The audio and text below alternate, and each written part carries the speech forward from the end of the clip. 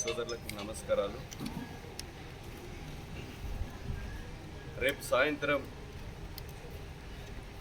గౌరవ శ్రీ ముఖ్యమంత్రి గారి రేవంత్ రెడ్డి గారి బహిరంగ సభ రేగొండ మండల కేంద్రంలో భూపాలపల్లి నియోజకవర్గం, పరకాల నియోజకవర్గ రెండు నియోజకవర్గాల ప్రజలు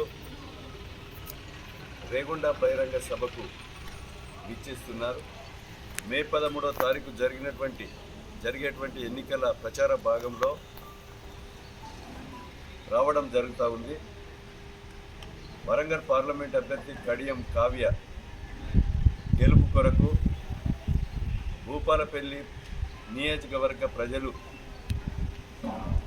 వరంగల్ పార్లమెంటు నియోజకవర్గానికి సంబంధించినటువంటి ఓటర్లందరూ కూడా కాంగ్రెస్ ప్రభుత్వానికి, రేవంత్ రెడ్డి నాయకత్వాన్ని బలపరిచే విధంగా మీరు పెద్ద ఎత్తున కదిలి రావాలని విజ్ఞప్తి చేస్తున్నాం.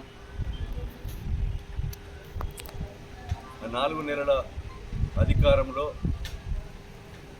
6 గ్యారంటీ పథకాలుంటే 5 పథకాలు అమలు చేయడం జరిగింది. 5 పథకాల్లో 200 యూనిట్ల కరెంటు జీరో బిల్ వచ్చే విధంగా, మహిళలకు ఉచిత బస్ పాస్ ప్రయాణము చేసే విధంగా, 500కే వంట గ్యాస్ సిలిండర్ అందించే విధంగా, అదేవిధంగా 10 లక్షల రూపాయలతో ఆరోగ్యశ్రీ పథకాన్ని పేదవానికి వైద్యము చేకూర్చే విధంగా,